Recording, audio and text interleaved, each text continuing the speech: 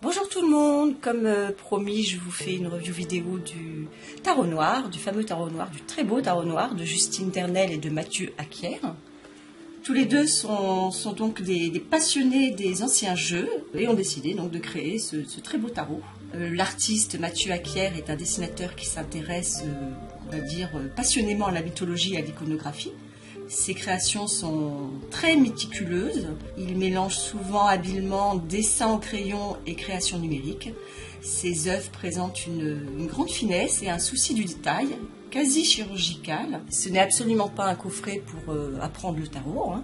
C'est un jeu qu'il voulait fortement inspirer du quotidien et des croyances de la société du Moyen-Âge. Toutes les informations qu'on va retrouver dans le livre sont passionnantes et permettent de comprendre certains partis pris créatif que l'on retrouve également sur les cartes, même si dans la globalité, l'imagerie que l'on retrouve dans le tarot de Marseille est quand même respectée. Donc le coffret se présente ainsi. Voilà, il est relativement grand par rapport à une feuille A4 et la moitié d'une feuille A4, c'est plus grand que la moitié d'une feuille A4. Donc il est quand même relativement grand, c'est un format grand livre on va dire. Et il s'ouvre ainsi, donc voilà, bon, ça c'était un des petits défauts, comme la reliure du livre, comme je l'indique dans la review écrite, c'est que ce n'est absolument pas aimanté. Voilà, donc il faut faire attention. Malgré tout, le coffret est très soigné et donne vraiment une impression d'objet de collection, hein. C'est vraiment un très bel... C'est vraiment un très beau coffret. Donc nous avons le livre, nous avons les cartes. Alors, comme vous le voyez, les cartes sont grandes, ce qui est très bien parce qu'on fait la part belle à l'image. Elles sont relativement épaisses, ce qui fait qu'on a un très gros deck. Bon, du coup, vous voyez, c'est très difficile à mélanger. Moi, je les mélange dans ce sens-là.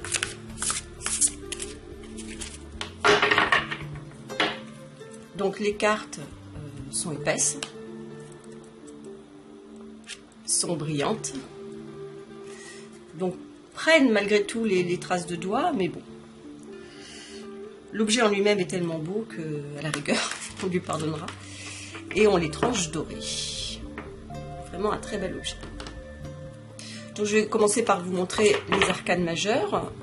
Je vous montrerai peut-être pas toutes les mineures parce que ça fait énormément de cartes.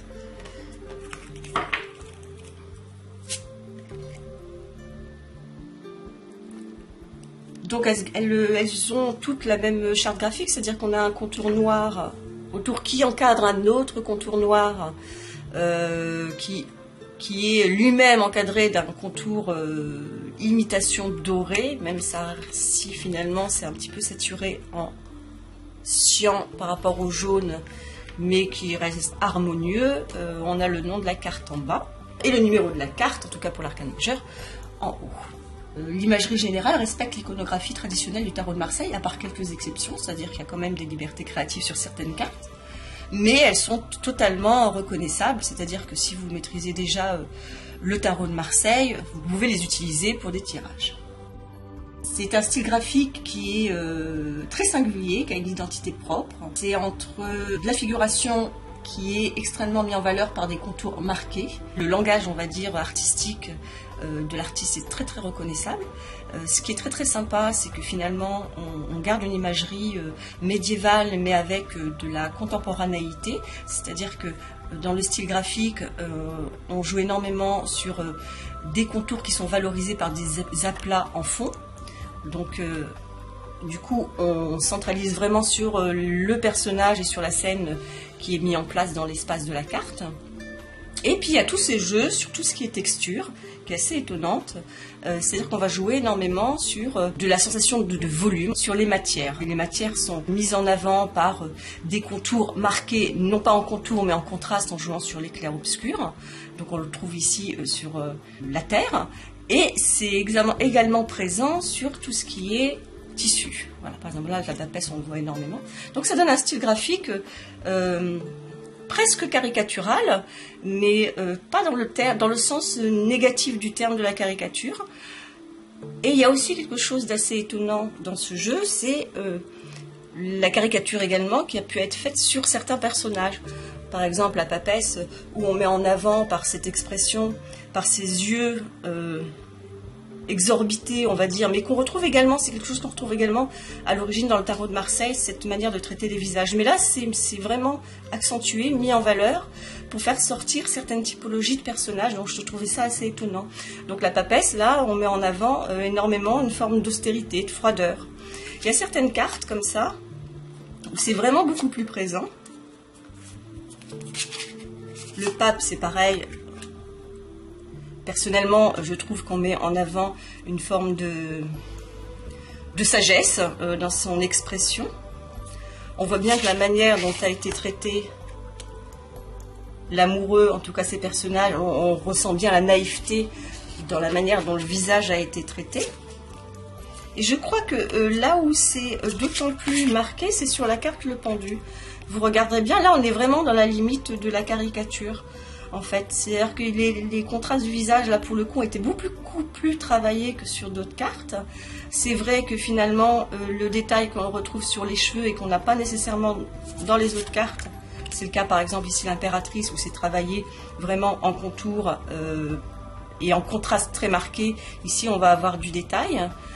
Fait que ce personnage est très très particulier par rapport aux autres personnages de ce tarot-là.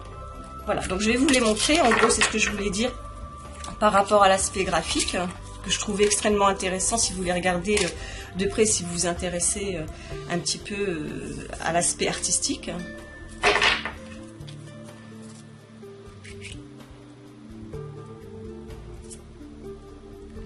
C'est comme cette volonté finalement de neutraliser le côté contemporain en ayant saturé toutes les couleurs de gris. Est super intéressant parce que ça donne un jeu, enfin une imagerie qui est assez étonnante, c'est-à-dire qu'on pourrait presque se croire qu'elle est d'époque et en même temps on sent qu'elle est moderne. Donc les couleurs ne sont absolument pas vives, pardon. Ouf, je vous en ai oublié, je vais toutes mélanger.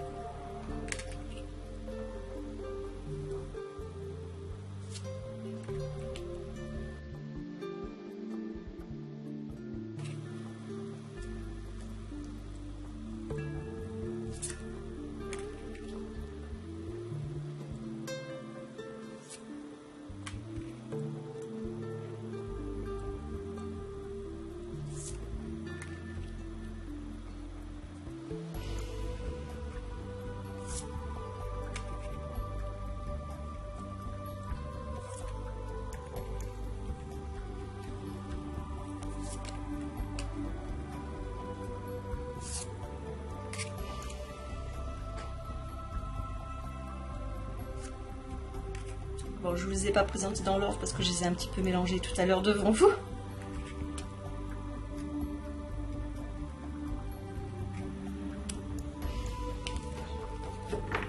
Et pour les mineurs, c'est pareil, il y a eu cette volonté malgré tout de respecter la tradition du tarot de Marseille sur certains détails. C'est le cas en tout cas de la numérotation, je vous en dis plus sur la review écrite, vous pouvez aller la voir, je mettrai le lien juste en dessous de la vidéo. Hop. Sur la numérotation des cartes.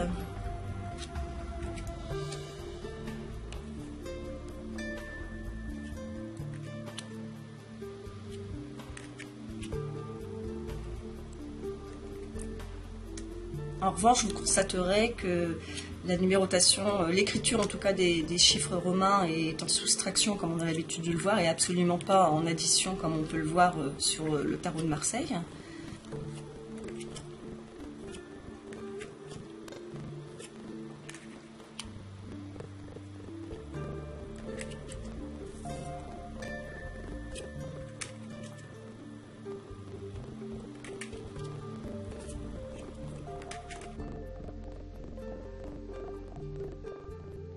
Les deniers qui n'ont pas de numérotation.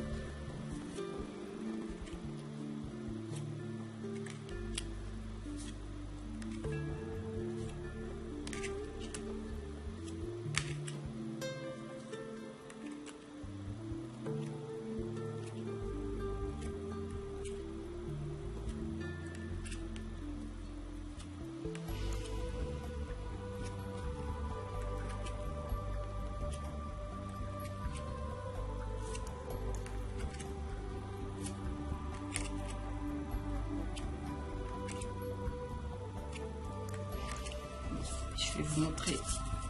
Voilà. Les bâtons.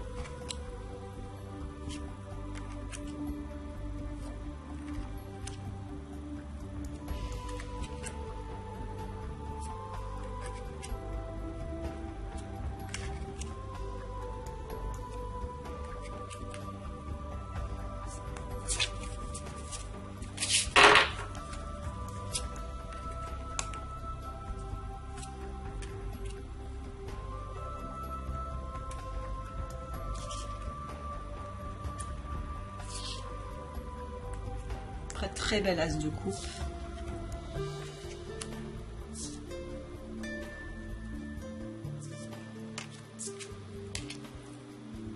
Et je vais terminer par l'as d'épée.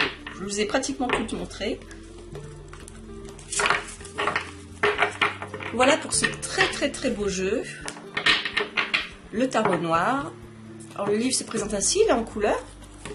Il est en couverture mate. L'intérieur par contre est glacé. Et c'est ce que j'expliquais dans la review écrite, même en étant extrêmement délicate, pour pas mettre de traces de doigts au départ sur le papier glacé, parce que c'est vrai que ça prend vite les traces de doigts. Bah, au niveau, allez, peut-être de la deuxième, la troisième consultation, voilà. Les pages s'en vont une à une. Donc, pour le livre, on a la représentation en très grand, c'est-à-dire même en plus grand que les cartes alors qu'elles sont relativement grandes déjà. La carte, et on va avoir une explication historique et pour le coup aussi également des explications sur certains partis pris créatifs sur cette carte-là. Voilà. Donc c'est absolument pas lié au sens de la carte comme on a l'habitude de le voir dans les coffrets. Donc c'est vraiment finalement une photographie historique par rapport à l'époque et l'imagerie médiévale.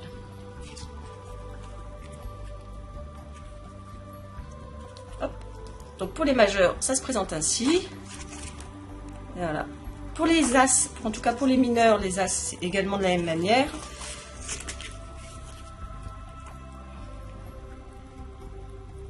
Après, il y a donc une explication par rapport au type de personnages de cour, les rois, les valets, les cavaliers, et la reine.